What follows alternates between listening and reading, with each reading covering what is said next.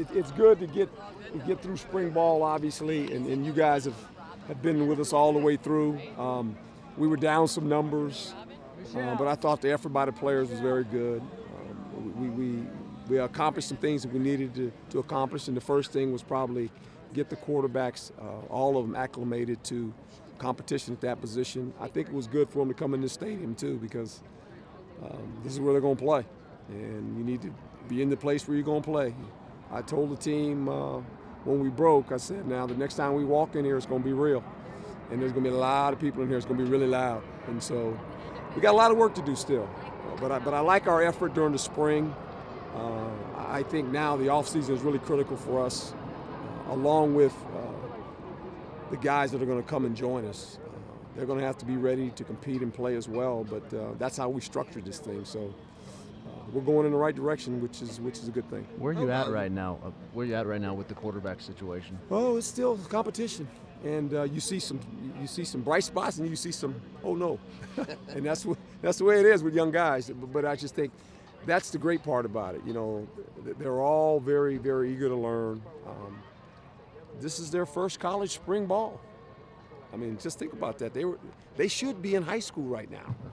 When is the prom anyway? They should be like, they might go back to high school, go to prom or something. I don't know. They're just in college practicing spring ball, so you got to take your hat off to them, because they understood that it was important for them to get to some college campus in the spring so they can compete. We're fortunate enough that all three of those young guys decided to come here.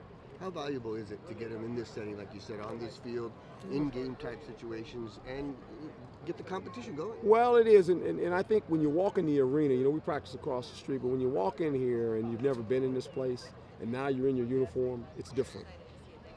And the next time they walk in here, we got a great fan base. They'll be cheering and they'll be hollering, and we'll be excited. And they've been in here before, and I just think the more you can put them in situations that are going to come up where they become comfortable in an uncomfortable environment. That's what I'm always about. That's what I stress to most of this team. When the environment is chaotic and it's not comfortable, we have to be comfortable. We have to be able to function in that, because that's football.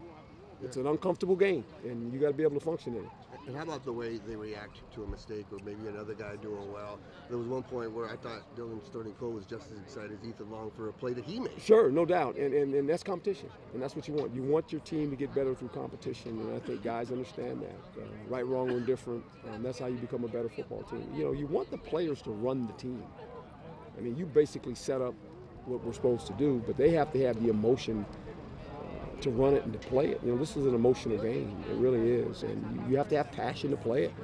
And when you have a passionate team, you have a chance to win. Are you happy now with doing the February thing as well? I am. I really am, and I think it's going to pay dividends for us, especially in the weight room now the next 7 weeks. And we'll have the ability, starting in March as well, 3 days a week, where the coaches can actually meet with the players. We can have some walkthrough stuff with them.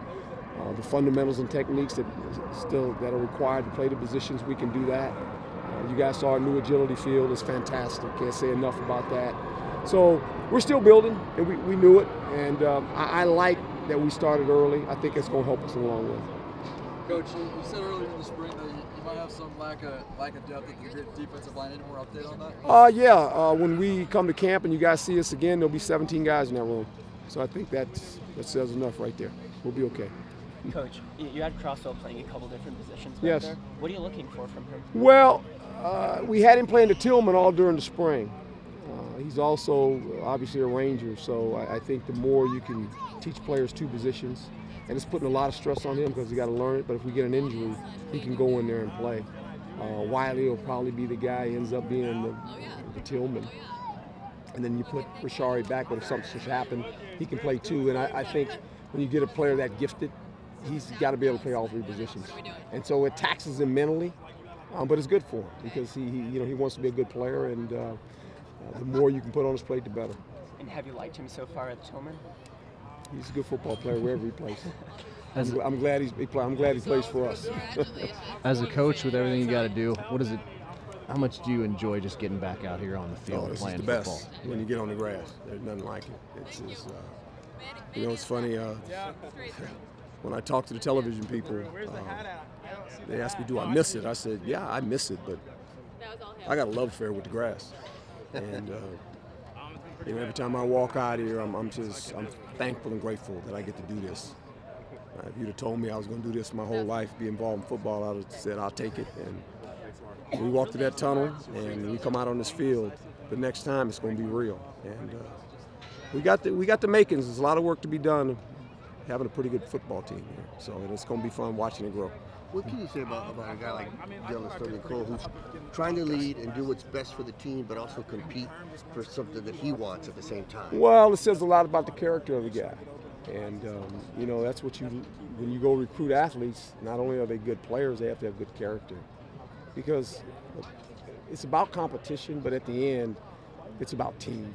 And guys that get that, and the locker rooms that get that, they win. Any good team that I've been involved with, whether I played on it or coached it had that in the locker room, and it's a good locker room. These guys get it, and we're fortunate. Like I said, there's going to be probably 30, 35 more guys show up here in the summer. We're not going to have a lack of depth anymore. You know, guys are going to show up, actually, and we're going to have 100 guys, which would be good. He did. Well, he better be. That's why we recruited him. We got some freshmen coming in as well, but yeah. And I think the little bit he played last year helped him. And he's got to be a good player for us. I mean, he's got the talent, he's got some size, he's got speed. It's just confidence, just playing more, and that's for all these young guys. They don't gain experience by us watching. You actually gain your experience by playing, and we're not afraid to play young guys, and this program's built that way. And as they continue to play, they're going to get better. And the good part about it, a lot of young guys are going to play together for the next 2 or 3 years here. And if they do things right, we got a chance to be a really good football team. While he had that interception, where do you think he's at compared to where he was pre-injury? Well, he's still not 100% healthy, but it's good to see him practicing. You know, he was probably going to be the defensive captain last year until he got hurt. He has a good way about himself. He's very calm. He's good in the huddle. He's good on the sideline. And he's going to be a big asset for us because there's a lot of young guys back there, and he's kind of the stabilizer back there. You know, he's a good football player. So now you go to surgery? Tuesday. I got to go over there tomorrow, and they're going to give me all the rundown. I just keep telling the doctor, hey, look, I don't need all the rundown. I asked him for one thing, just wake me up. If you can wake me up, you've done good. That's all I care about. I don't need to know all the rest of that stuff. Just wake me up, please. How long is that going to keep you down for? Oh, no. I'll be in the office by maybe a day because it'll make me stay in the hospital, what I heard. And then after that, I told the coach he's going on vacation tomorrow. These guys will be gone. I'm going into surgery. I'll be in the office. I said, just call me. I'll be lonely. I'll be in the office doing something, watching some tape or something. Right one. Yeah, old Philadelphia turf finally got me, caught up with me. 15 years, you know. It's just it's been waiting. It's time. It's time. Is there a replacement? Yeah. Full. Yeah. It's time. And you didn't miss hardly any time during your playing career. Didn't miss, never missed a practice, never missed a start.